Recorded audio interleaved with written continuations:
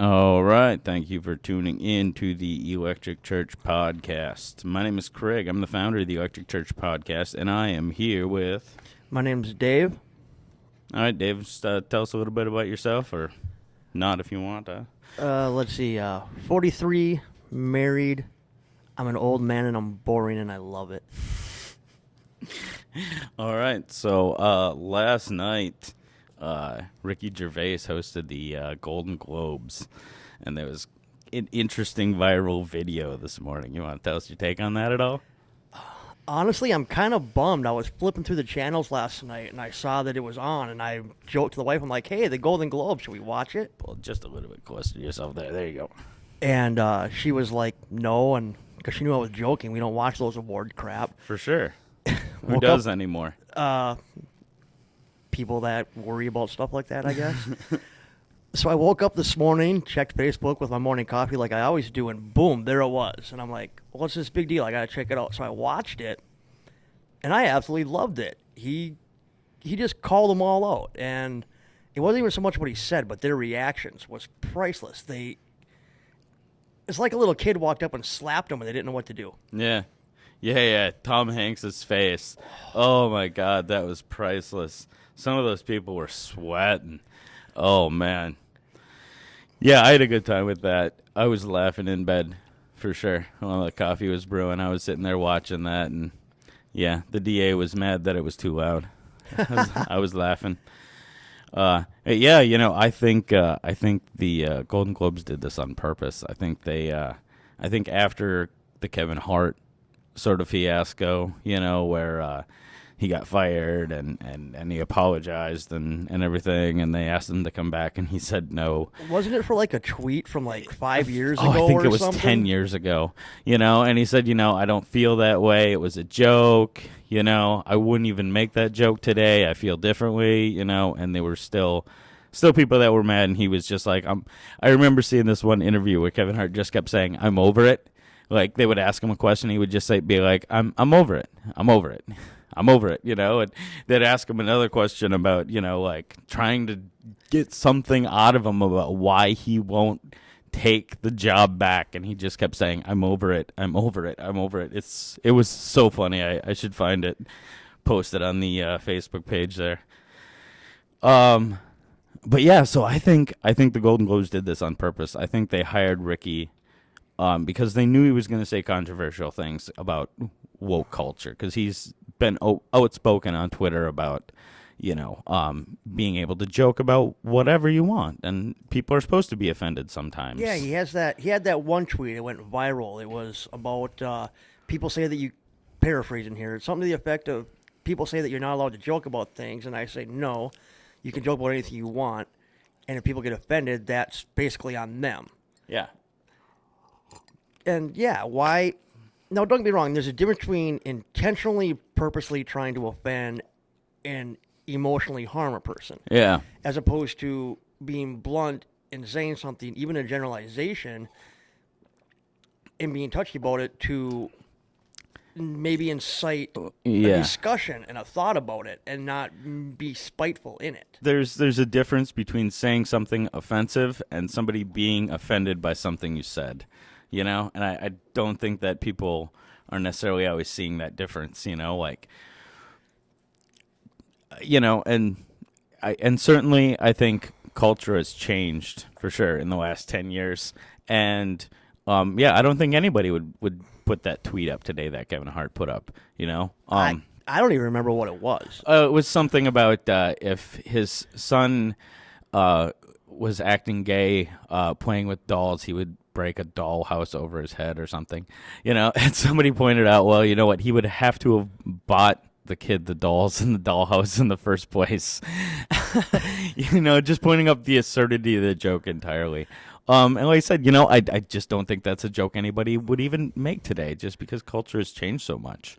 10 years ago, how long ago when did the courts decide that gay marriage was legal federally? I can't even remember. It's been over 10 years. Has it been over 10 years? I want to say it was during the Obama administration, but I know Obama didn't, at the beginning of his administration, support it. So 8 plus 3, that would have been 11 years ago. So, yeah, I mean, it happened during his administration, but like I said, I know he didn't support it. Neither did Hillary, like, at that time. Yeah, until they were on the campaign trail. They were, yeah. Oh, no, Obama. Hillary was on the campaign trail, and that's when she said that, yes, now she supports it. But up until that point, she didn't support it, and then it became legal, and it was just... of course. It was now none. Yeah. Didn't matter anymore. Yeah, no kidding. Yeah, and I mean, it shouldn't matter. I don't think what people do with their consenting bodies is any business of the government. I don't understand why the government gets involved in marriage at all. I don't even understand why we have marriage. I don't understand. At least as far as I it's understand, a religious like ceremony. And it's not even that. That's what I don't understand why people were upset about gay marriage to begin with. I mean, you're not being forced to do it. Yeah. You're not being told that your church has to accept it. Yeah. They were speaking strictly on the legal paperwork aspect of, hey, yeah. Guess what? I want to be able to see my lover who's dying. Why can't my husband? Why am I not my wife? Like, why is Sally not able to enter into a legal contract with Alice? Yeah. But yet me, Dave, is able to enter into a legal contract with my wife, Heather. Yeah.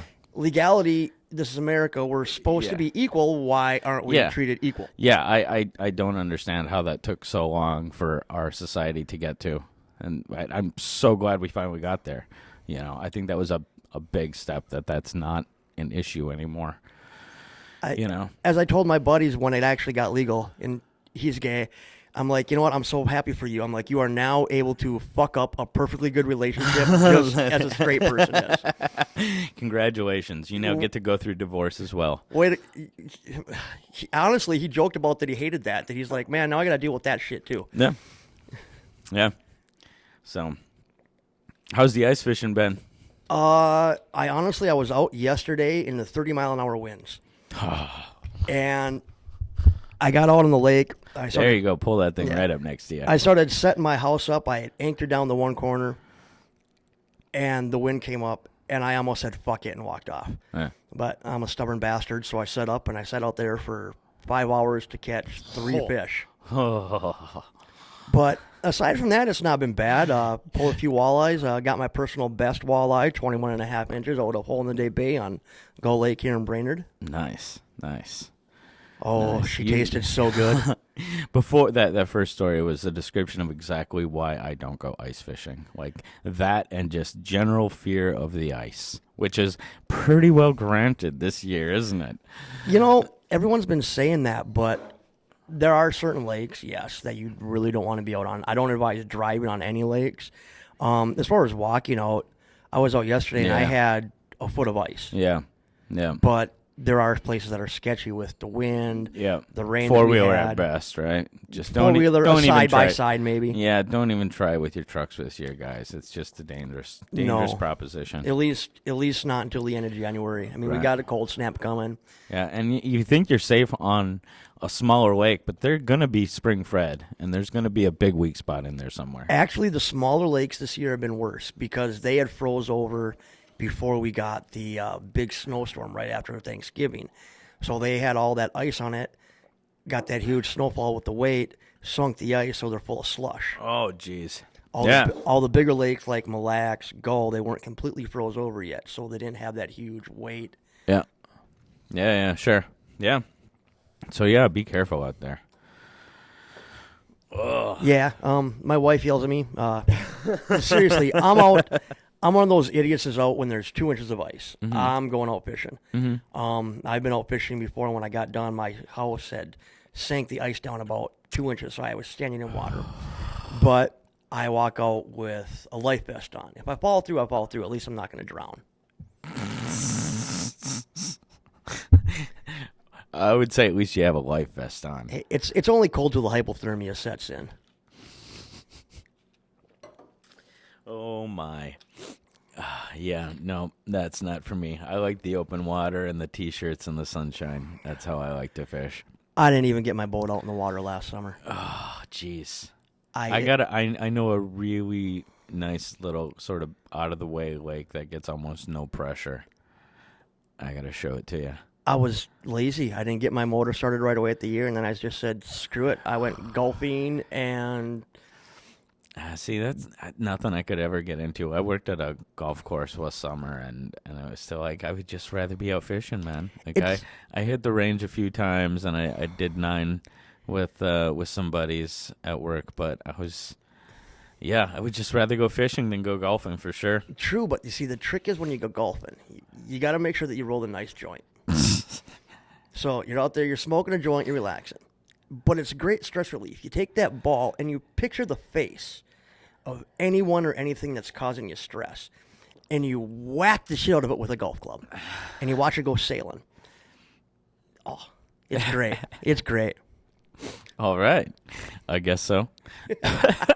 So since you brought it up, you want to talk at all about you're involved with this campaign for full legalization here in Minnesota? Yeah, they're the Minnesota Campaign for Full Legalization.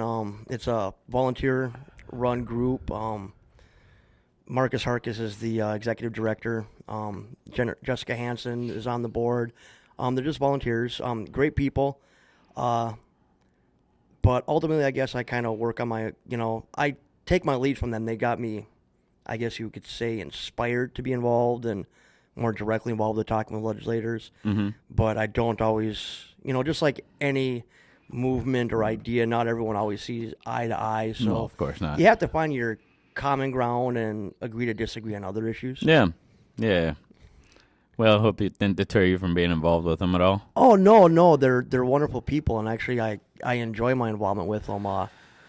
It's been eye-opening discussing legalization with the politicians on a one-on-one basis and kind of seeing what they're willing to say to a person privately as opposed to what they say on the campaign trail. Yeah, for sure. And I've also, doing it, I've spoke with a couple of chiefs of police in the area, retired and currently active, and got their take on legalization, which is interesting as how they can separate it, looking at it from a personal point of view as a citizen, and then looking at it from a law enforcement perspective, and how they actually differ on their support of it. Sure.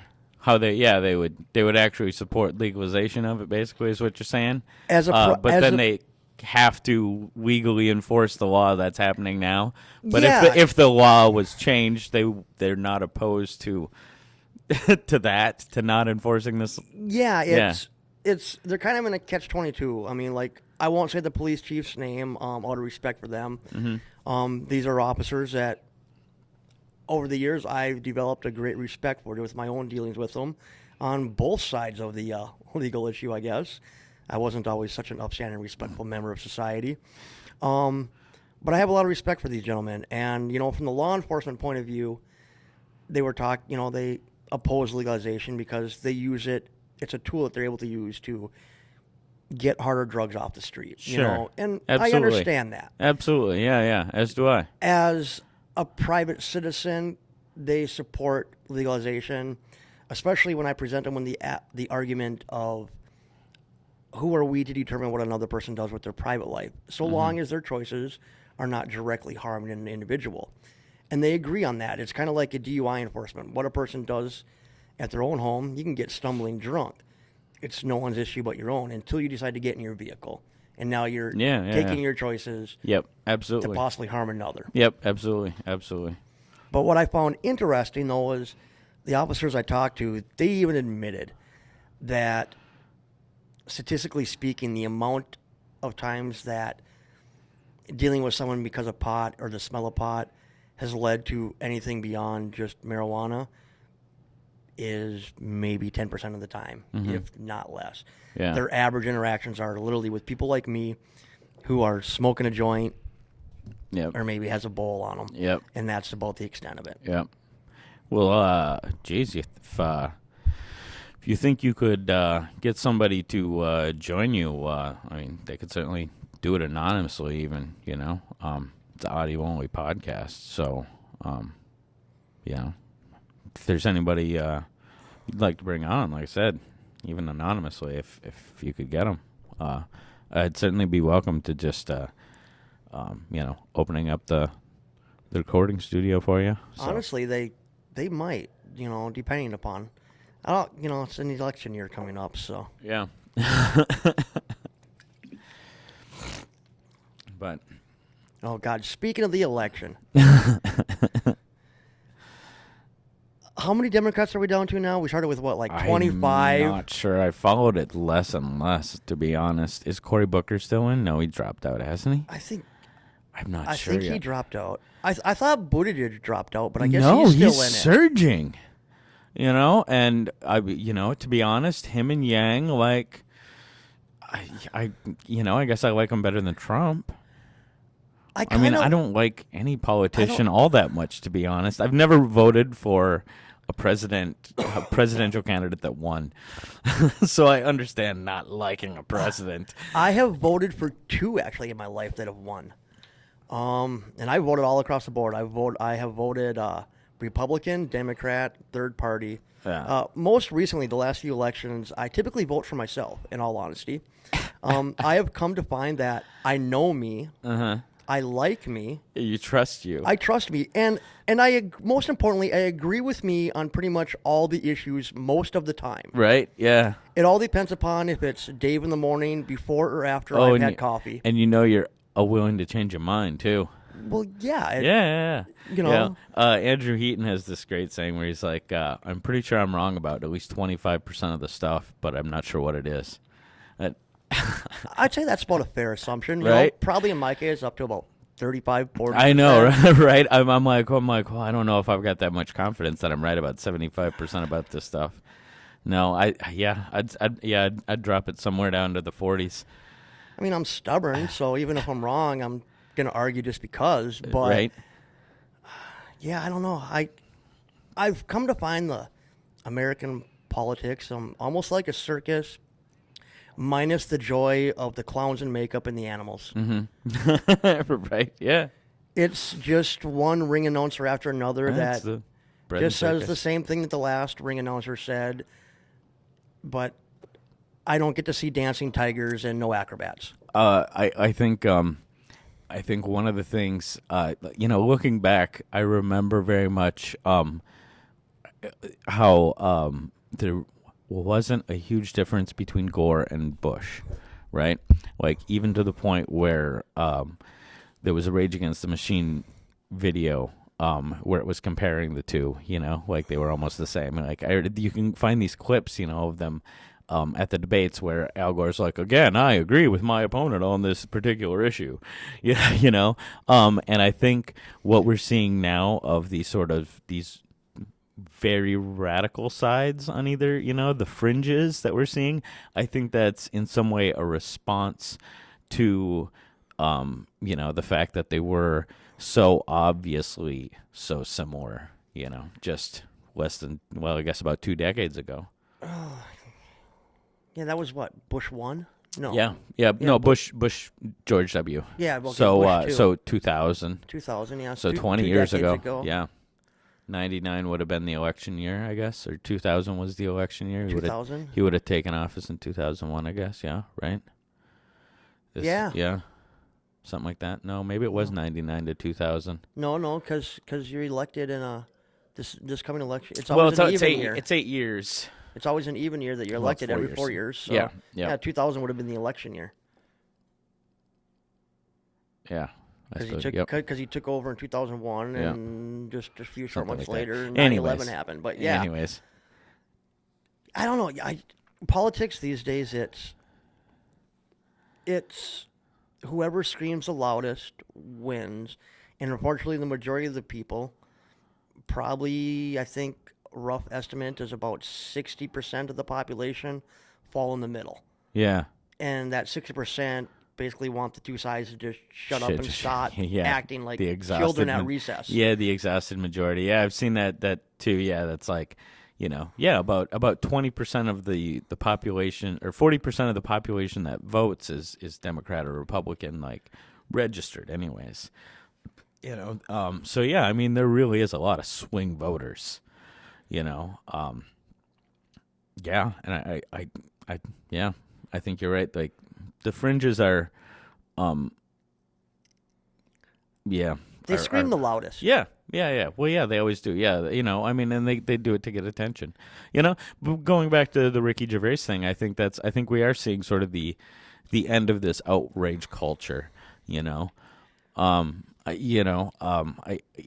mean, like, remember that. Is it the end, or is it just gonna morph into something Well, else now? I mean, there's always going to be the fringes that scream loud, but I don't think they're gonna get the amount of attention and necessarily, I guess, respect and reverberation that they have, if that makes sense. No, it kind of does in a way, because I'd seen someone had posted something this morning about how, due to Netflix and all these other streaming services and whatnot, going along with Gervais as well, that, Hollywood and those elitists, they're not as important anymore because there's so many options out there for people. Yeah. So their voices aren't being as heard as loudly as they used to be. Right up next to you. There you go. And I think they're offended and upset by that. Mm-hmm. Hollywood's kind of screaming out like, hey, wait a minute, we still matter. There you go. And the population is like, no, you really don't. Yeah. Yeah, like I said, and Ricky's always been outspoken about, like I said, I mean, you know who Dave Rubin is? He runs a great podcast called The Rubin Report, but he used to work for the Young Turks, and he's a gay liberal Democrat, and probably, I think about 2016, he started, saying, hey, these fringes aren't really right. You're going to want to aim it at you. So pull it up. There you go. And now he I mean, it's crazy. I'm sure you know who Jordan Peterson is, don't you? No. Oh man. See, I gotta send you some links, man. I'm not gonna lie. I'm old and I'm kind of lazy and I'm stuck in my ways on certain things. And a lot of the new people, ultimately, I still think I enjoy their messages, but ultimately I fall back to like George Carlin. Sure. The fact and his outlook on America and American politics and just American society in general. I love, because it truly was of, hey, you're being brainwashed, just live your life, be happy, and don't harm your neighbor. Yeah. And don't be such an idiot. And a lot of the people nowadays, it's coming back to that, I think. Yeah. So I just stick with Carlin. Yeah. I mean, when I was younger, I used to have this belief that if you didn't vote, you didn't have a right to bitch about your government. And I still support that belief. But I also agree with George Carlin's viewpoint of, I don't vote because then I can't be blamed. And that's a perfectly acceptable argument as well. And can't really be argued against either. Yeah. So it's a catch-22. Yeah, and I think you found the perfect solution of voting for yourself. Like I voted. I'm not going to vote for you, but I'm going to vote. Yeah, exactly. Yeah, I think that's a brilliant. Yeah, I won't lie. I voted for Homer Simpson before. But yeah, I voted. I mean, I vote across the board. On my last ballot, I think I voted for 4 different political parties. So I am really in the middle. I sway, and I don't really like any politician all that much. I hate sort of sticking my eggs in anybody's basket. Right? You know what I mean? Like I kind of like basing my ideas for policy off philosophy, I've become so jaded that when I look at the ballot, if they have an R or a D by their name, I automatically will not vote for them. Yeah. Just on principle's sake alone, because I truly don't think there's a difference. Yeah.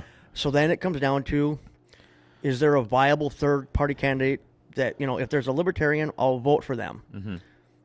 But this last election, there was 2 different legalization parties that were on the ballot. That was really weird, yeah. If there was one of them on the ballot, I voted for them. Yeah. Strictly out of spite. I knew they had no chance of winning, but it's that percentage thing. If they is get a high it enough really out percentage of of spite, voting, though? if they don't get enough vote, if they got enough percentage, then they get Yeah. equal party status. Yeah, and So that's it's kind of like throwing the wrench in it. I will vote for a third party even if I don't really like them, just to get them their votes and try to get them 5% and get some legitimate status. Get their foot in the door to Yeah, be able to discuss. Politically, I one of my favorite quotes that sort of sum up my basic political philosophy is an Einstein quote. He said, "Problems cannot be solved by the same kind of thinking that made them." So I mean, I think third parties are the way to go, just because exactly these two parties that evolved out of one party are just this duopoly isn't helping the citizens. No. It's helping the corporations, it's helping the lobbyists, it's helping the politicians, it's helping the military-industrial complex. But I don't think that this giant government that we have is really all that beneficial to the average citizen. Speaking of the military-industrial complex, I hate to say it, I'm kind of morbid, but a buddy of mine sent me pictures of that general that we blew up Oh, from yeah. Iran. Yeah. And from the actual scene. Mm-hmm. Oh my God. I will have to say, for his benefit, the man did not suffer. It was instantaneous. I'm sure it was. But, These drone strikes are weird, man. It makes me really uncomfortable that our country is using robots for war. That's weird. That's weird to me, and the amount of civilians casualties from these drone strikes is unbelievably high. It is, and that with the technology that we have, civilians should not be dying. Yeah, I agree. They shouldn't. And yeah, I mean, I think part of the sell of these, drones was, lowering of casualties, not only, not only of our military casualties, but civilian casualties as well. And I don't think that's been, done there at all.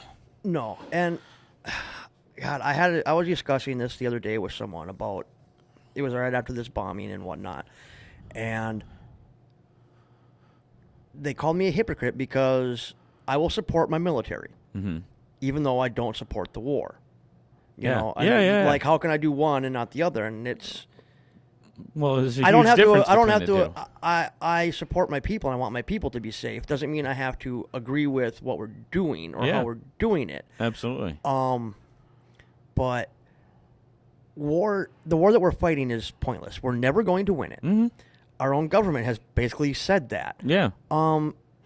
War in itself is stupid. But I was in this debate and I was like, no, I don't agree with war. I accept the fact that war is a reality of humanity. There's been wars over resources since forever. The entire recorded history of mankind. And way before that, tribes would fight over, hunting lands and absolutely, wars used to be fought over water and salt. And now, we have different resources. Now we have oil and that's the crazy thing is we have so much oil available. I'm not entirely sold on fracking, but it is amazing how we've become self-sufficient, in such a short period of time with it. I'm not entirely sold that it's good. I'm not entirely sold that it's bad. Like everything, I think it probably has its here's and its theirs. But it amazes me that we become self-sufficient and still have these $1 trillion wars in the Middle East for the last 20 years. We don't want to use our stuff. We now. want to use their stuff. Well, that's the thing, though, is we're not using theirs. We're using all our own and shipping it out even. We're producing more oil than we can use now. Yeah. Yeah. For the first time in for the first time years ever. ago, for we the were first shipping, time ever, yeah. We were, what was it? Absolutely. Exporting more than we were importing, I think it was. Well, we were exporting for the first time in history and not importing even. I'm not sure what those levels are at now, but I don't understand how I get that there's, I guess I think one of the best ways that we should be handling these complex military situations is through the CIA and the SEALs and military intelligence and much more quiet means. We don't need to blow people up with a drone strike. No, that's he could have been assassinated, and it didn't even have to look like it. the Russians were great at that back in the 80s. Yeah, exactly. And I think and I mean, I guess that probably sounds horrible to say, but you know what I mean. I mean, you avoid these military casualties of civilians. You don't cause a ruckus. If there's if there's truly bad actors like Saddam Hussein and who The backroom chess these, game. and I'm not entirely certain that again, you create these power vacuums where you end up with things like ISIS and things get worse. See, Saddam never should have been taken out. I think I totally agree. What was Saddam an evil man capable of doing evil things? Absolutely. Yes. Was he needed in that part of the world due to what goes on in that part of the world? He was kind of a... Did he create stabilization? Yes, he was a needed evil. Absolutely, yeah. Not because he did anything good, but he kept everyone else in check. It was like, hey, we're not going to mess up because he might do something crazy. Yeah, I think you're right. I think, the region was more stable with him, and as bad as he was, I think ISIS is worse. There's open slavery sales, of people in the Middle East now, and in ISIS-controlled territory. That is true. Yeah, I think sometimes, when you take out the big bad guy, ultimately what he was doing was keeping of these, small bad guys away. Small bad guys away that, that really cause havoc, because when, just like you ever watch a jail documentary, or anything, what happens when you get a bunch of small criminals together, like it can get pretty bad. Who's going to be the top dog? Yeah, exactly. And when you get in a situation like this, the way they prove it is, with things like that, with what they do to other people, because they're not locked in a cage together. Yeah. But and like people have asked, how are we going to end these wars? And well, there is no ending. That's just it. And I hate to say it, I'm so cynical, and I'm jaded in just humanity in general that personally, I think the only way these wars will ever end is truly for an apocalyptic event to happen. I mean, humanity as a whole, across the globe, needs to be so brutally and severely ravaged and destroyed that the entire population of the world goes, okay, we're done. We can't do this again. Mm-hmm. And even if that happens, I still think there's going to be people that are going to go to war. That's how much faith I have in humanity. Well, you remember after 9/11 how New York and sort of the whole country sort of, everybody got along, and like banded together in like a tragedy. And I think that happens during floods and tornadoes and stuff, Yes. I think if there was some sort of really bad earthquake or volcano eruption or tsunami like Yellowstone that going affected many parts of the world, I think that could be like a world uniting, like it's like the you said earlier that you never read comics. Did you ever see the movie The Watchmen? No, I have not. Oh, okay. Well, spoiler if you haven't read or watched The Watchmen, which has been out forever. But anyways, the bad guy made it look like an alien invasion in the comic books. Anyways, they changed it for the movie, so it's not a total spoiler. But they made it look like there was this alien attack on Earth. So it was absolutely ruckus, like it was a crazy alternate reality where Nixon was elected like 5 times, and superheroes are outlawed, and there was gangs running all over, and society was amuck, right? And that kind of sounds like America now. Yeah, and so this bad guy faked this alien attack to unite the world, and probably even more specifically the United States. But I think it was the whole world because he attacked several different locations all at once, and made it look like this alien invasion to bring peace throughout the world. And so that's like the conclusion of the movie. You should really check it out. I got the comic book if you want to borrow it. It's really good. And there's of course the other heroes like arguing with like you can't you can't do this. You're going to kill millions of people. He's like, but we're going to save billions. Yeah. It's just absolutely insane. It's a great twist.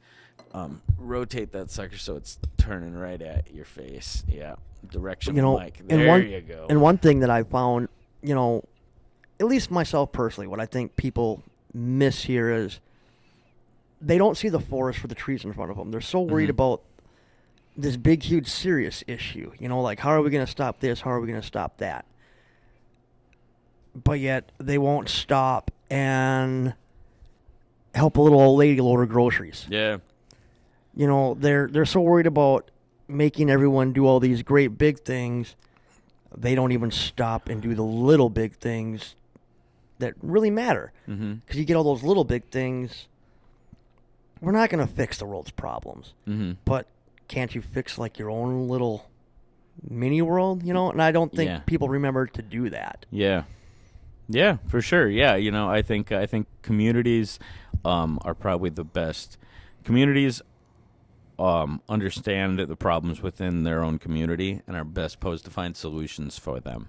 And then I think the problem is generally sometimes those communities can't come up with the funds that they need to come up with programs to solve those problems. Like we were discussing the taxes before. Yeah. Well, yeah, you want to talk specifically about sort of our philosophies on taxes. Income tax versus sales and tax? There should not be income tax. There you go. You want to elaborate on that? All right. What a person earns, what you make, that's yours. You do not owe that money to anyone. You have made an agreement, your own personal contract. That's your money. Why do I need to give my money to anyone else? Now, that's what I make. But now if I'm purchasing something, if they want to have income, a tax on that specific sales item, tax, that's okay. That's how communities, you're choosing where you know about that tax. Yeah, you're choosing where it goes. Yeah, as a consumer, you're voting with your dollar.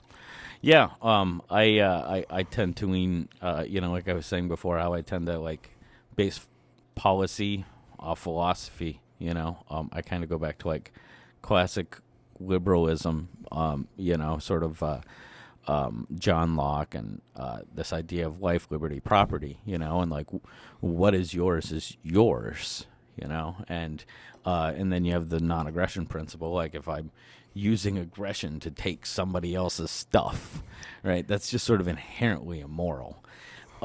So yeah, I totally agree. I think we could apply sort of what we have now, sort of this grading income tax, whereas the more money you make, the higher your income tax is. I think we could eliminate income tax entirely and do everything with sales tax, and then you sort of graduate that tax according to the item itself. So if you got a 10-foot duck boat, that costs $800, there's a 10% sales tax on that. And if you got a 200-foot, multi-million-dollar yacht, there's a 40% sales tax on that.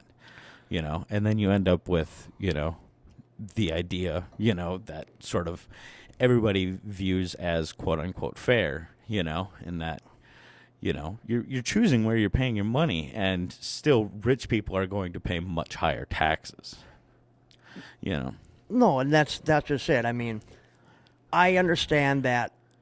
Okay, as a guy that smokes cigarettes and drinks beer, I'm going to have what is quote-unquote a sin tax. A sin tax. I accept that. I know that tax is there, and I still choose to buy that item. Yeah. But guess what? People that don't smoke, don't drink, they're not paying that tax, and as a result, they're not paying into the programs that tax is specifically set aside to deal with. Yep. Which they, as not using it, they shouldn't have to. Yeah, absolutely. Yeah. Excuse me. Gas attack. Speaking of sin tax, I saw this post the other day of a picture of a receipt of an Illinois distribution cannabis Legalization January 1st. Yeah. So, it was legal already. There was medical, but it became recreational legal as of January 1st. They could have stores in Chicago and Illinois. Okay, so I saw this receipt from Illinois Well, let me back up, actually.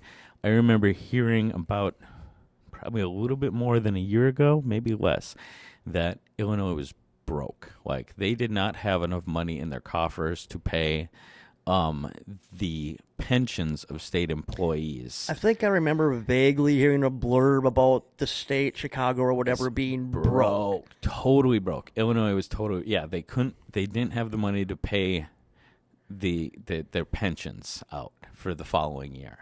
Like, that's how broke they were. They weren't going to have enough income for that. And now I see these.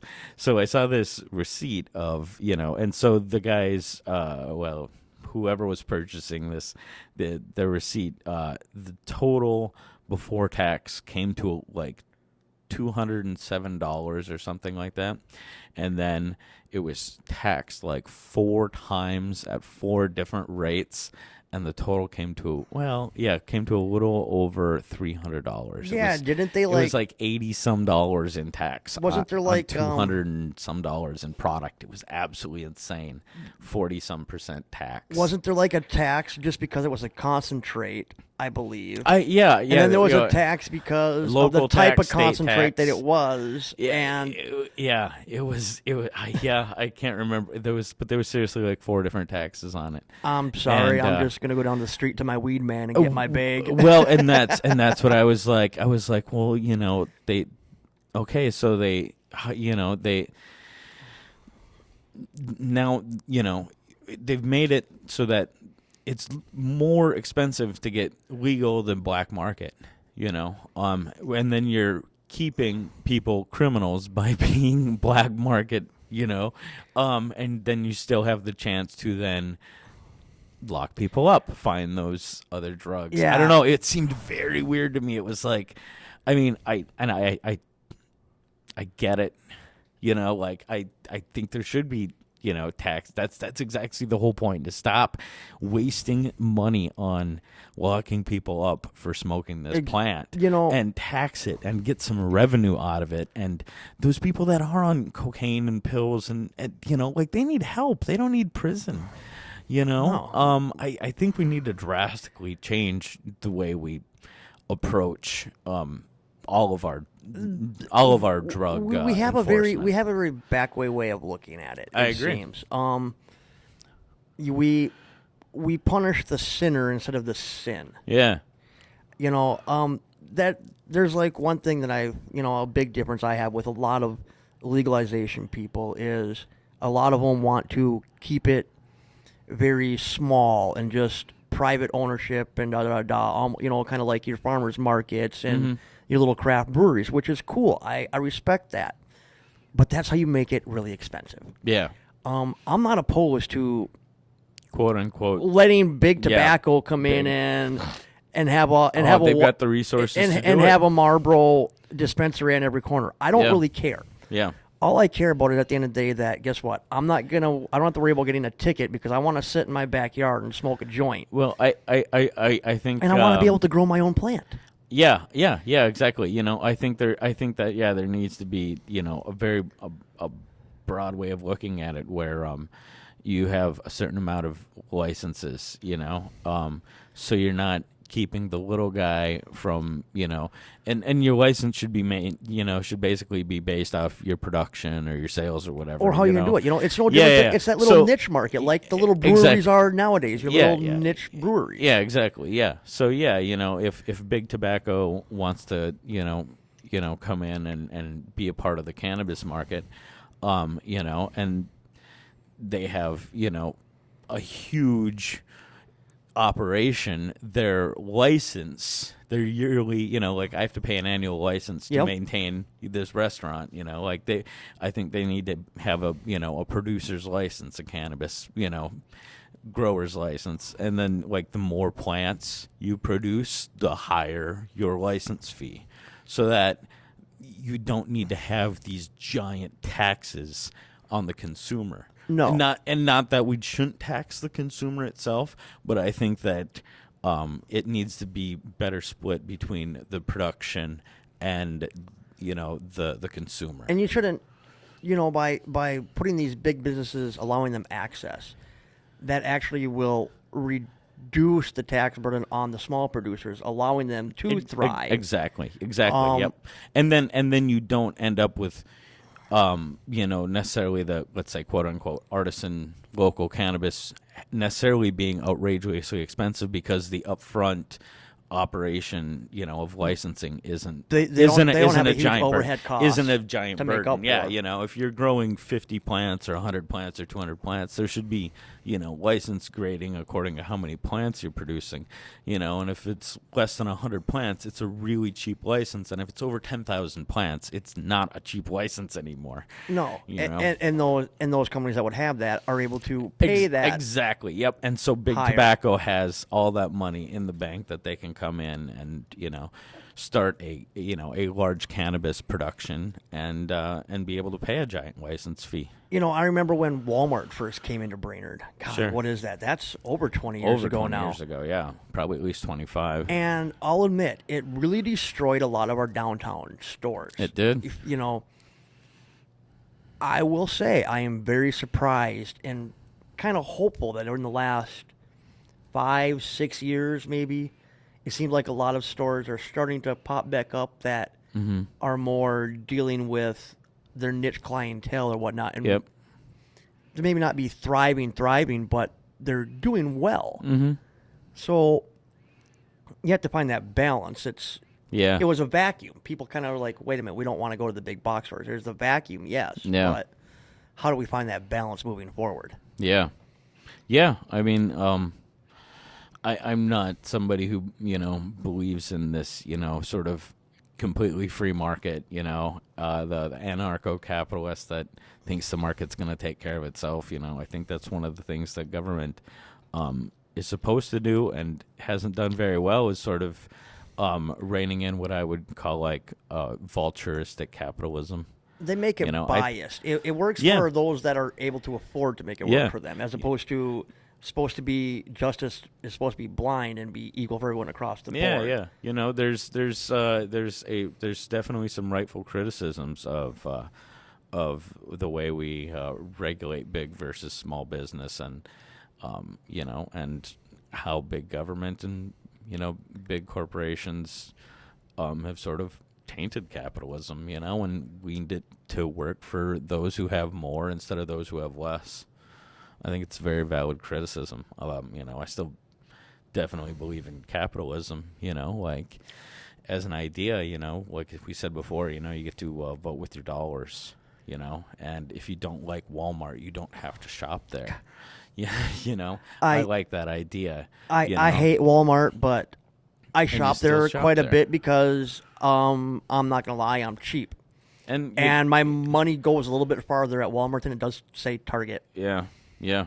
Or I love Cub Foods, but I get more bang for my buck shopping at Walmart when I'm buying groceries, unfortunately. I'm a big fan of Aldi right now. Like, oh man, they get great. I think they have some of the best, cheapest produce in town. But yeah. I buy frozen produce. Oh wow, okay. We're lazy. You're not a vegetable people, are you? We need to get better. I'm a meat and potatoes guy, and fresh fish. You're lucky you're still skinny as a rail with a diet like that. That's crazy. And then Diet Coke, or he's drinking a Mountain Dew Code Red, a liter of it. It was left over from ice fishing yesterday. Oh my Lord, that is. I can't even imagine how many calories are in this thing. Probably There's more 3 than healthy for me. servings. There's 480 calories in here. That's a meal for me. That's insane. Wow. And it's just all sugar and carbohydrates. Wow. This and a pot of coffee in the morning, I'm good to go. Oh my God. Yeah, I'll drink probably 3 or 4 cups of coffee in the morning, and all day I generally end up drinking between 6 to 10. See, I can only drink coffee till about 10, and then I'm done. Oh yeah, I will drink coffee until 6, 7 o'clock at night sometimes. See, my mom can do that, and I just can't do it. Yeah, I don't have a problem with it. I'm wired. Oh, I still just crash. I absolutely, No. I don't have a problem crashing out. It's great. No, I couldn't do it. I wake up early too, sort of no matter what. So I got to. Oh no, I was up at like 5 today. I've been sleeping in lately. I've been getting up at like 5:36. Yeah, I woke up around 5, but I took a pee and went back to bed until like 7. I was able to get back to sleep. Actually, it took me a while, but I I got some more rest. It was nice. I woke up. I had to pee, but once I sat up out of bed, my dog was all all hyper, so there was no laying back down. It would have been pointless. Me and the lady have cats, so yeah, they don't require walks or going outside, or they're never full of energy and want to play. They just lay there and sleep. It's great. I love my dogs. I love them. They're a couple little ankle biters. We absolutely love them. But if push came to shove, and if I had to choose, and I could only have one, a cat or a dog, I'm taking a cat. You don't have to take care of a cat, really. Exactly. That's what I like about it. You want to leave for 4 days? Cool. Yeah. Clean the litter box, give them a shit ton of food and Yeah. water, and go have a nice time. Yep, you're good to go. Yep, they'll hardly notice you were gone. They Yep.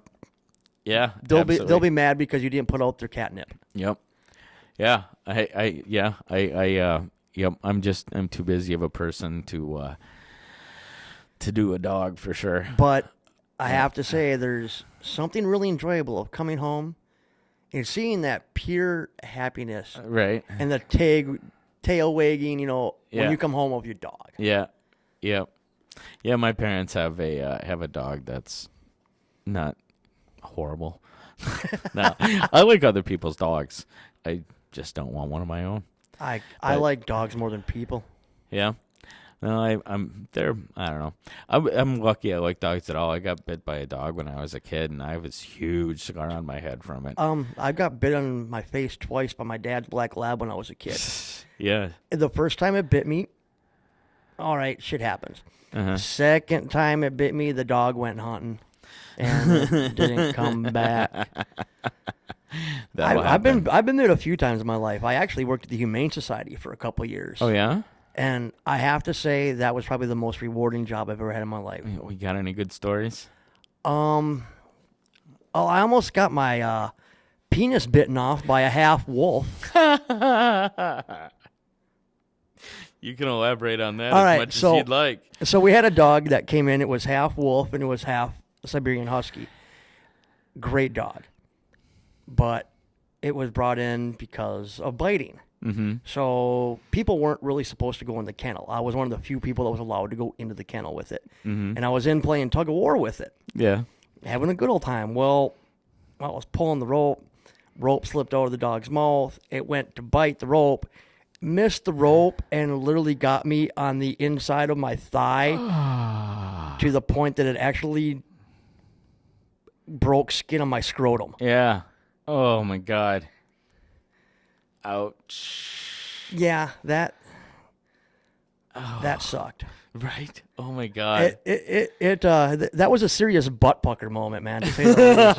I bet. But as far as like being rewarding, there was times we had when I worked there, we would have the special needs children come in. Mm-hmm. Anywhere ranging in age from like 10 up to 13, 14. And it didn't matter how horrible your day was. You could be having the worst day of your life, and you see these special needs kids come in. And it could be Down syndrome, all the way up to some severe autism. And these kids would come in and they get to spend time with the animals. Pull that thing right up. And there you go. the pure joy in their face of just being able to hold a cat or sit down and have a puppy lick them, Mm-hmm. the most rewarding thing ever. Yeah. It's that pure joy. It's that pure love that needs absolutely no explanation. It's just, you see it and you feel it at the same time. Mm-hmm. It was awesome. Yeah. Cool. It was also the worst job. Seriously, having to decide which animals to put down Oh, geez. every so often. Yeah. And that's the reality of it. I mean, not every animal is adoptable. And Yeah. having to go through and Yeah. Some of them tried to bite your penis off. yeah, that one honestly would have been adoptable. I mean, there was a really nice dog, but there's regulations against having those dogs in the state without a permit. Yeah. I think rightfully so. How do you even get a dog wolf to breed? I don't even want to. Oh, they're an animal and Captive wolves. Oh, it just happens.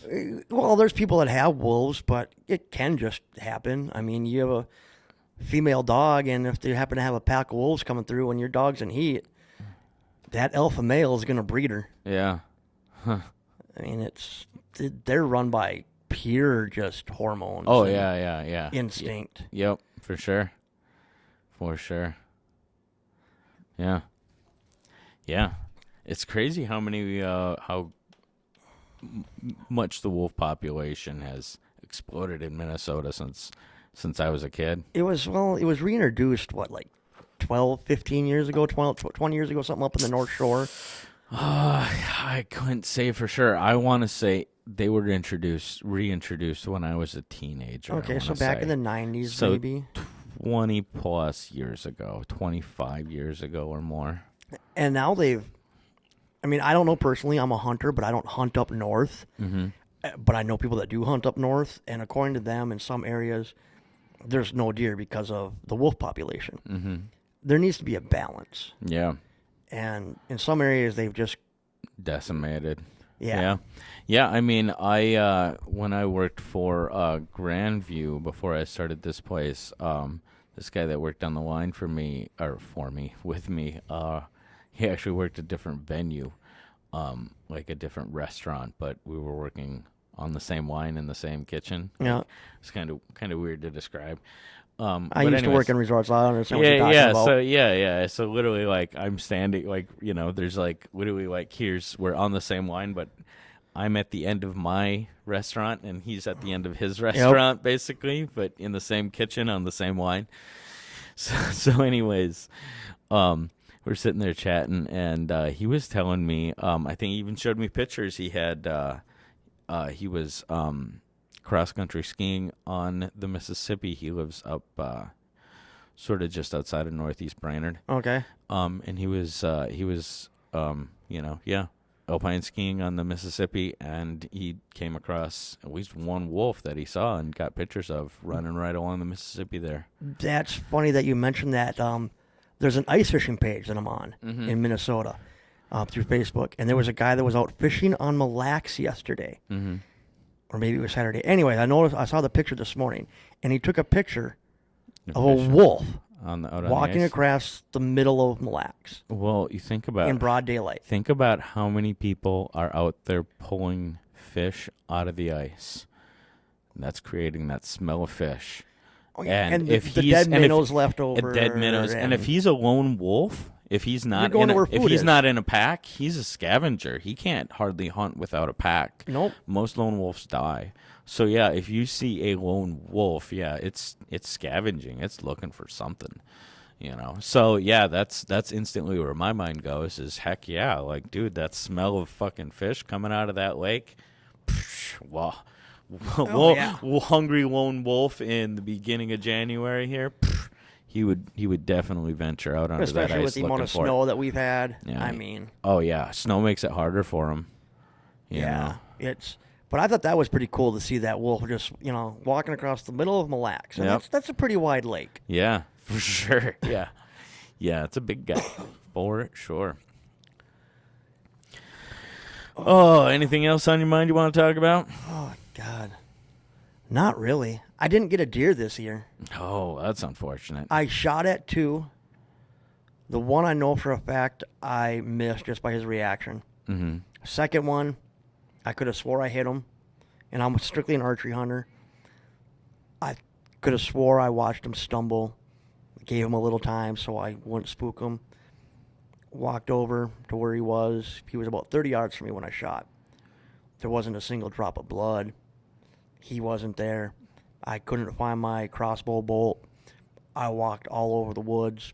Not a drop of blood anywhere in any direction. I was so mad.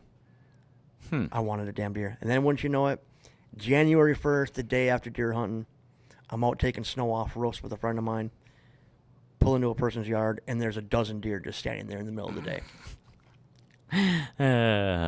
Cruel, cruel fate. I know. Oh, well. Yeah, they can't hear that.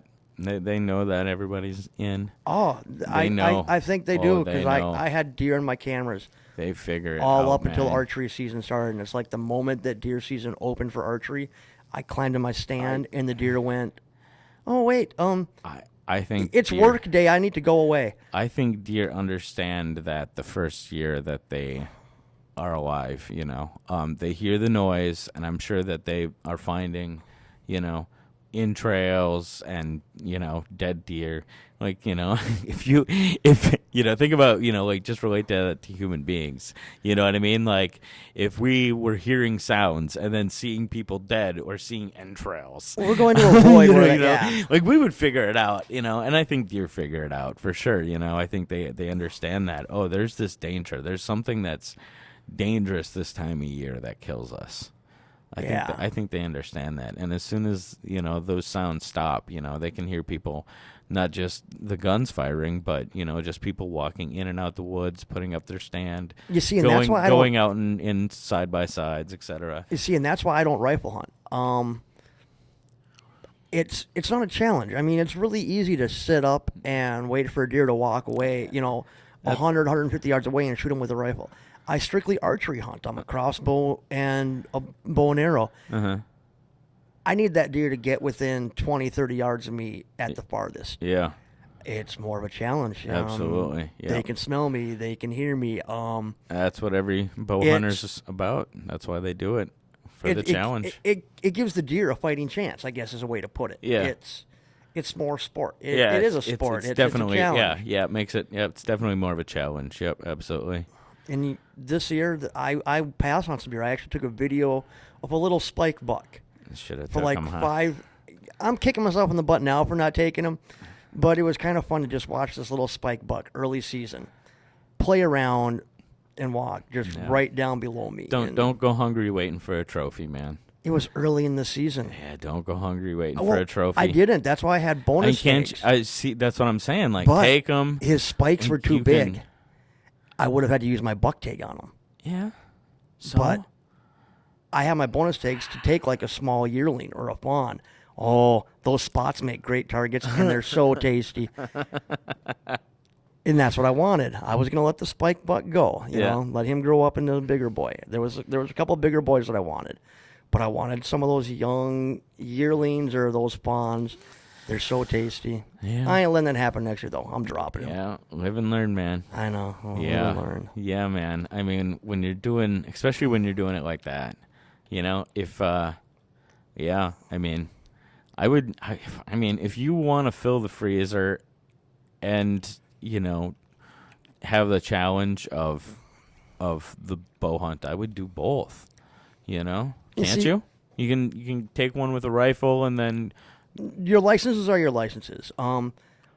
See, now, like, the area that I hunt in this year, it was unlimited antlerless because of that chronic wasting disease that was detected up in Marefield. Mm-hmm. So they made this big, huge zone that went from, like, Hardy Lake out by Fisherman's Bridge, cutting across over to Garrison, up to Aiken, over to 50 Lakes, up over to, like, Pine River, and then back down along 371. Unlimited? You could get you one regular tag, which allowed you to take a buck or a doe, and then unlimited bonus tags, but it had to be an antlerless. Okay, so it either had to be a spike buck, but the spikes have to be less than 4 inches, or it had to be a doe.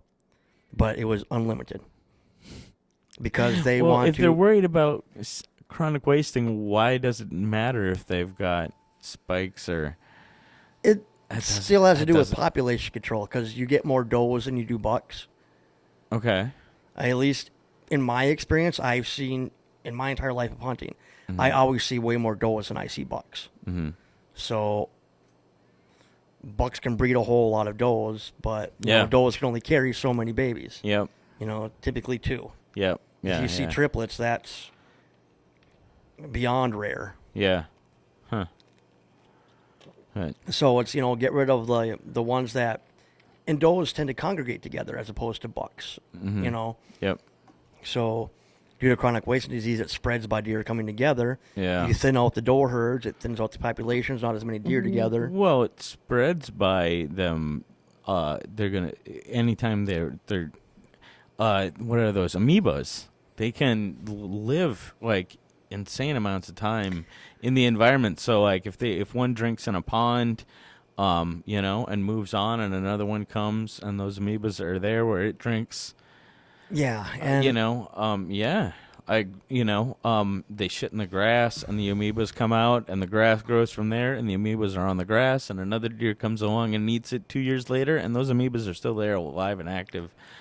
yeah, So, I mean, that's the way I've, understanding of it. You see, my understanding is that I listened to this big podcast on Joe Rogan about it. There was a guy from Wisconsin, equivalent of the DNR, talking about it, and yeah, that's the way he was this amoebas can live for like 10 years in the environment, like through heat, through cold, doesn't matter. Yeah, and then it just takes whatever to get them activated. Yeah, well, it takes them getting inside the animal.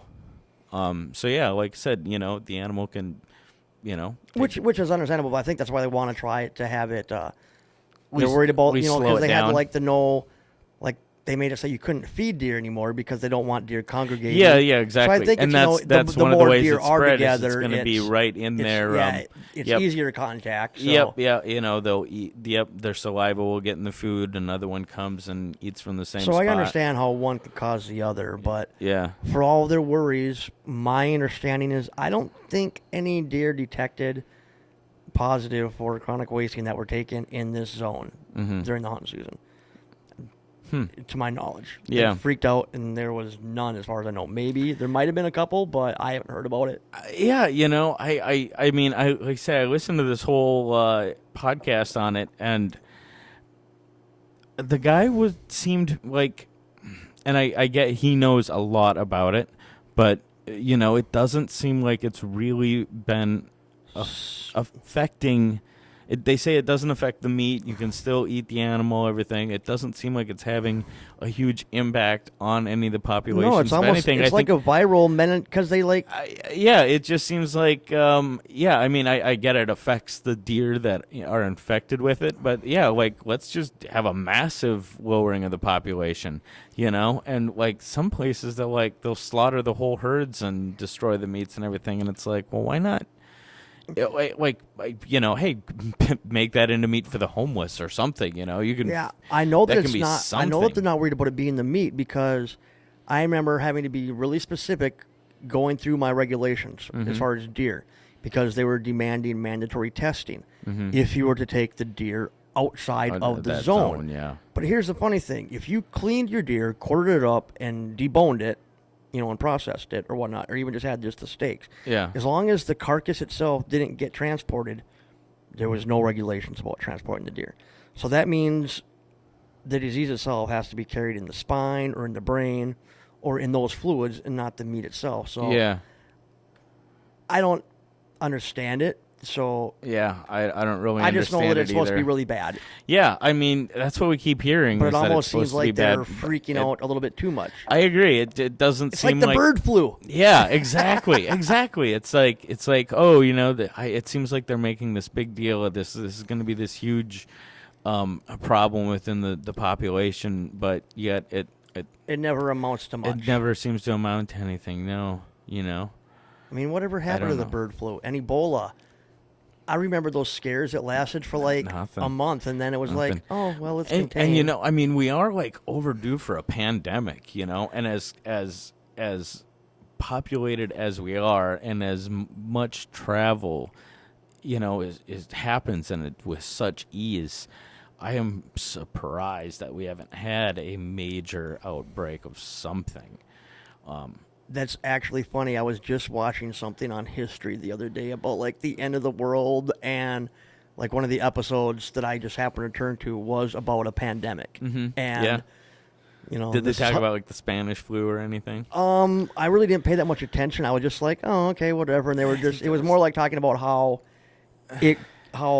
easily it could spread. Yeah, and doing your typical History Channel, fake storylines of making it seem it's like funny a movie how much as it's going. It's funny how much the History Channel puts in to make it seem like it's real and it's actually going on. Yeah. Well, it's I mean, and I don't have a problem with but creating these scenarios, but it's weird how it's on the History Channel. I don't know. Maybe I think maybe they could have made a different channel. history and science, history and you know what I mean? Yeah. Like, yeah, and had one specifically for history and this other one for these other programs that are sort of looking, because I think they had, I remember this one show, probably 20 plus years ago about the end of the world. Maybe it's the same one you were watching. I don't know. And I want to say it was on the History Channel where they would go through and show how these buildings will collapse and get and Mother Nature takes over, and they had all day, CGI. whatever the animals. And they had CGI, and they show dogs take over towns, and things like that. And I want to say it was on the History Channel. I think it was. The end. It was called the day the world ended, or I don't know. World After People. I think that was yes, it. Something like that. Yeah. Yep. And I want to say that was on the History Channel. Yeah, it's like cool show. Don't understand why it was on the History it's Channel. Like, just like MTV no longer plays music, so disappointing from where it started to where it ended up. Kids nowadays will never understand that the music channels, whether it was CMT, VH1, or MTV, actually played videos beyond just the top 5 at 5 or the top 10 countdown. Yeah. I don't even know if they still even play those. Good God, I don't even know the last time I looked at it. I think CMT does, like early morning. And so they just randomly pick 5 videos because they're not really playing them anywhere, right? I don't know. What do they see them? I guess the places that most of these videos must get viewed is on YouTube now, right? That's got to be. That's where I view most. That's where yeah, right. I'll be scrolling Facebook. I'll see an artist and be like, oh, I'm gonna go. Okay, that was good. I'm gonna go check him out. You know who Sturgill Simpson is? No. Oh man, he's a great he's a country artist. He does sort of I can't even describe it. Just this weird sort of throwback country, but he doesn't sort of do typical country lyrics. He sings about So his car's still working, and his wife is alive, and his dog. Away. He literally has some line about where he sings about doing drugs and hallucinogenics and stuff. Were you the one that shared that video the other day? Like that kid that was jamming on his guitar, playing. Yeah, that Billy. But yeah, so Sturgill Simpson's last album, somebody animated an entire movie for the album, which you can find on YouTube, which is it's really cool. I think if you like country music at all, you would like Sturgill Simpson. He's not somebody who's going to get a lot of country radio airplay, but I like everything. Yeah, it all depends upon my mood. Good stuff. Yeah, I mean. Sometimes I just want to sit in a nice hot bubble bath and listen to Mozart and Beethoven. I'm more of a Tchaikovsky guy myself, but or if I'm really feeling funky, the Trans-Siberian Orchestra. Oh yeah, they can be fun. Right? Yeah. Everything has its moments for sure. Right? I mean, I listen to I listen to almost every genre, but I'm particular about the artist. That's the way I like to. But yeah, I like a little bit of everything. Oh, I listen to some jazz that drives my girlfriend crazy. She thinks it's horrible. I have to be in the right mood for jazz, which isn't very often.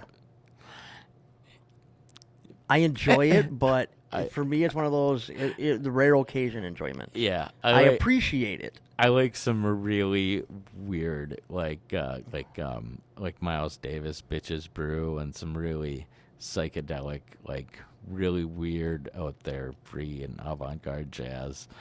And it's definitely an acquired taste.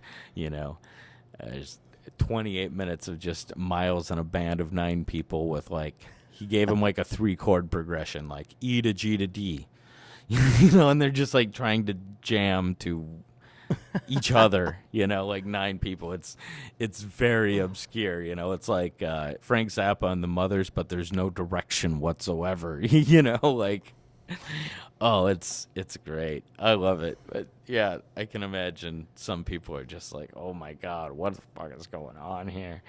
That would probably drive me nuts because, I don't want to say They that I have literally are OC trying to find each other, See, I don't like, want to say that I have OCD, but I like things organized, and oh yeah, this is the opposite. This is the most chaotic jazz ever. Like you say, it's like, yeah, Bitches Brew is so much fun. Like, they literally like that's what I said. Like he literally just gave him like chord progressions, and they just sort of like it's just a loose jam of them in the studio, like not practicing these songs, not.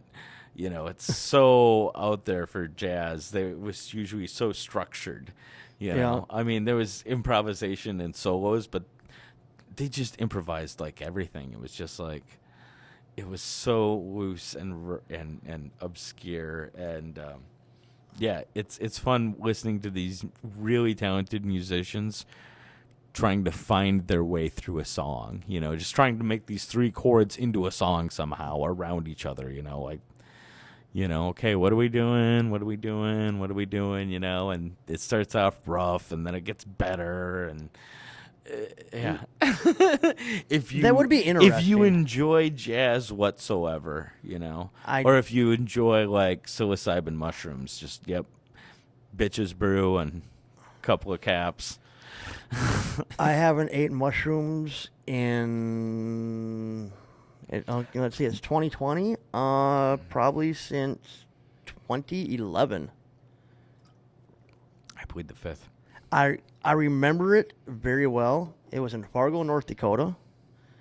I ran out of cigarettes, and I called a friend of mine to come and drive me to the store because I was tripping pretty good, so I knew I couldn't drive. I couldn't even ride a bike.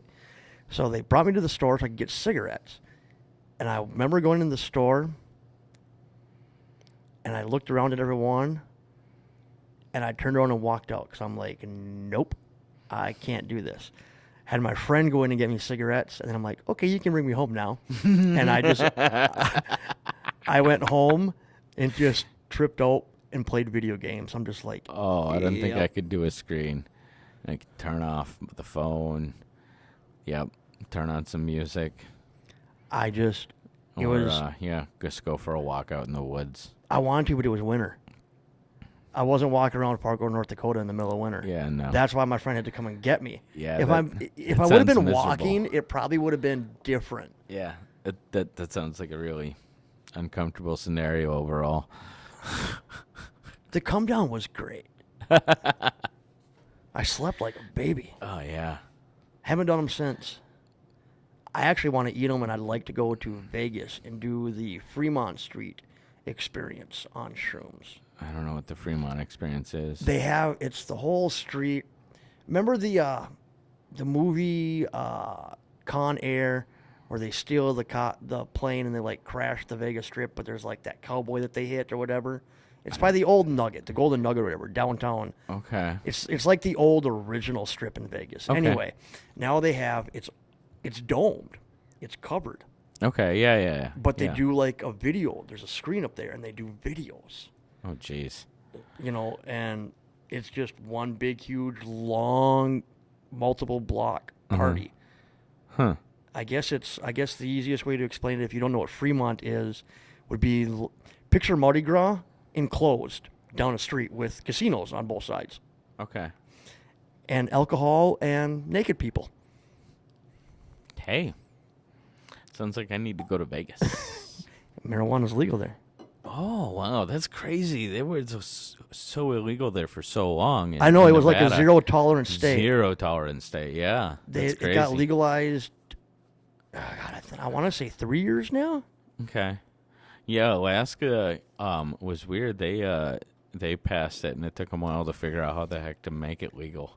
It was funny. The first time I went up there, or not the first time I went up there, but yeah, the first time I went up there after it had been passed that it was legal, they hadn't figured out any sort of framework, so it was legal.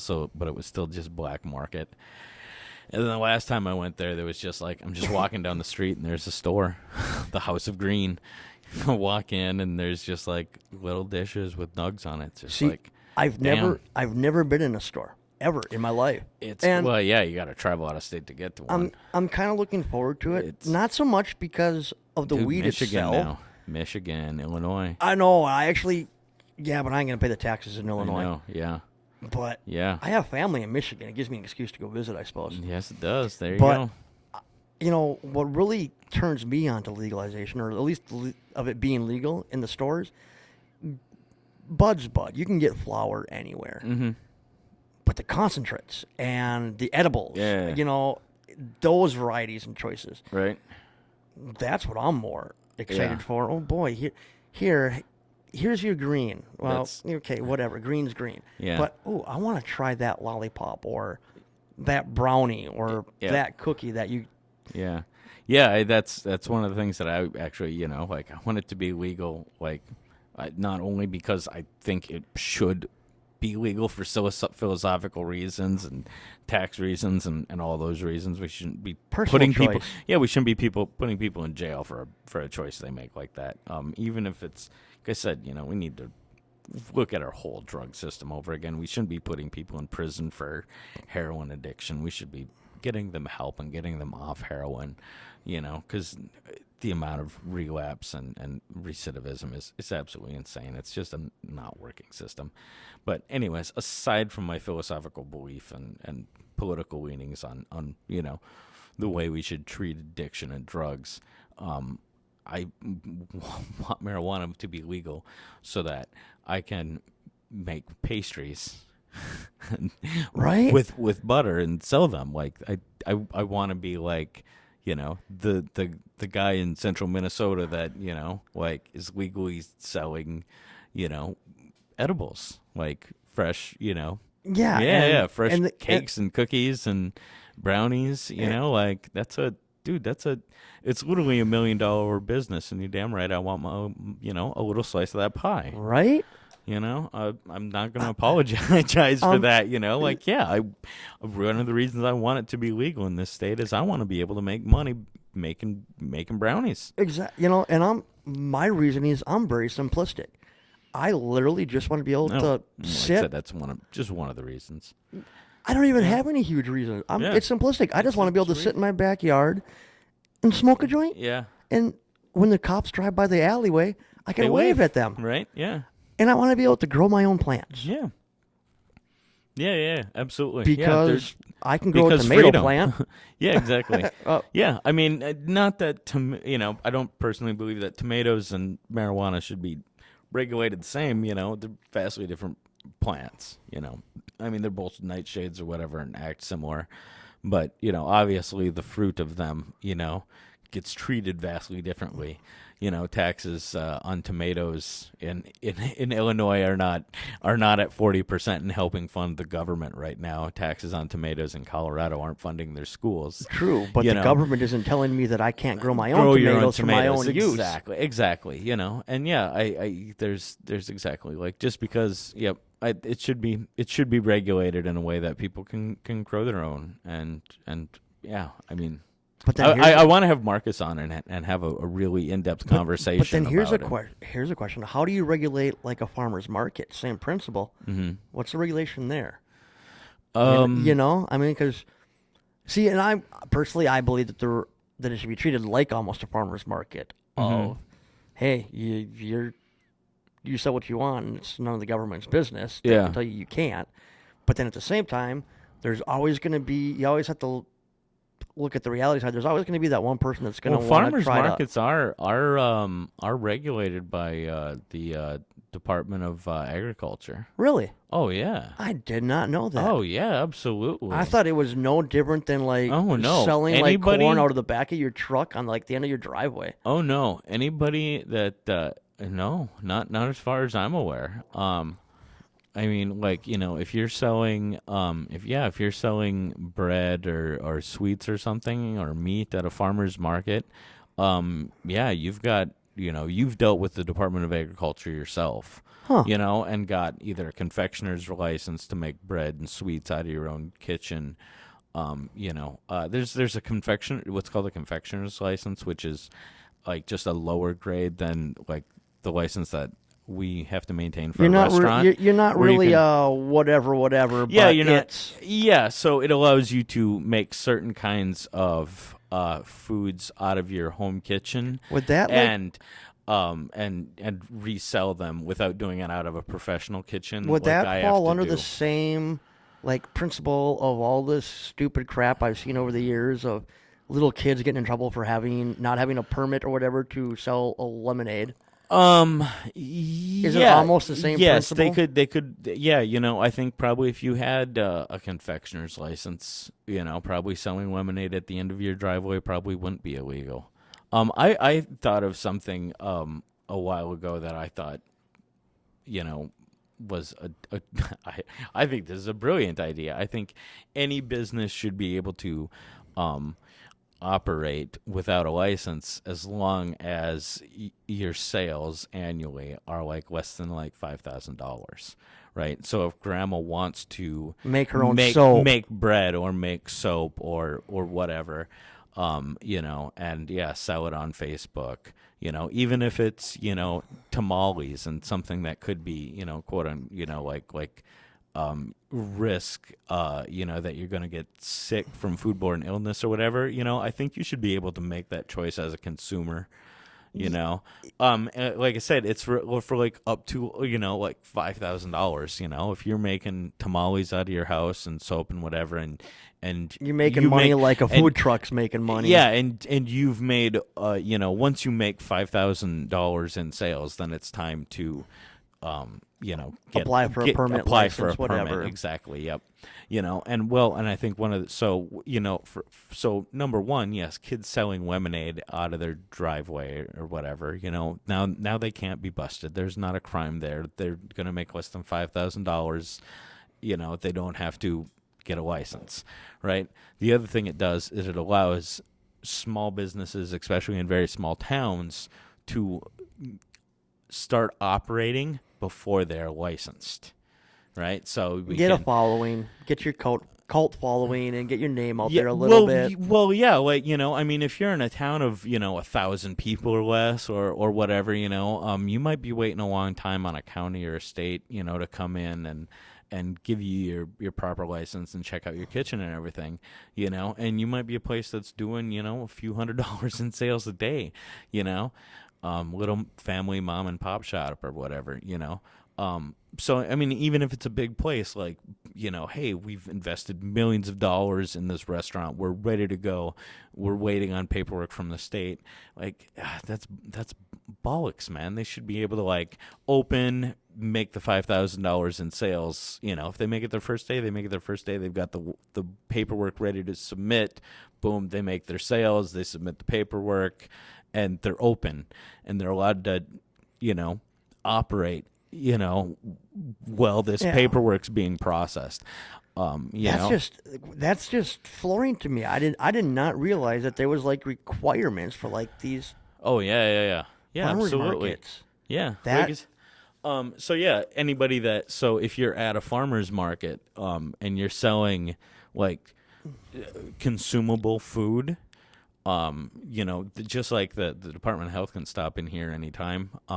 I would think it's the Department of Agriculture who can just swing into a farmer's market, and if you're there selling baked goods or something and you don't have a confectioner's license, you're in violation of some sort of law or regulation. Yeah. There's a part of me that I'm pretty sure it's Department of Ag. There's a part of me that understands that to an extent. And then there's the other part of me that's like, really, we need government oversight on something so small that in the grand scheme of what is going on with the government, what the government should be worried about, it shouldn't even register what Joe Blow farmer that wants to make a loaf of bread or their own honey and sell it to some other Joe Blow that literally knows that it was made in this person's like I said, kitchen. that's why I felt like my idea of like, if you do less than $5,000 a year annually, you can operate license free. Like I said, I think that's sort of And it's of course an idea at this point that would never go over. No, it wouldn't. I think it's a brilliant Government wants idea. their money right away. Yeah, they want their money now, and they're going to make you wait to open. I mean, that's the system that's in place. But I can dream anyways, right? I can philosophize and think of these ideas. I think it would be a good solution to a lot of problems. I don't think it's a foolproof thing, but it's an idea that I wish somebody who had the ability to make this or at least start this conversation had. I wish somebody was having this idea at the state level. Some legislator or senator had some idea like this. At least create the conversation. I think we should just impeach them all and start over. Yeah, like I say, I'm a big vote third party just to give them a bump. Well, two birds of the same, or two wings of the same bird. The right and the left. That they are. But, well, anyways, we're at an hour and a half. If there's anything you want to talk about. No, I'm actually pretty good. Very productive conversation. I hope everybody enjoyed it. Thank you so much for tuning in to the Electric Church podcast. We will see you again.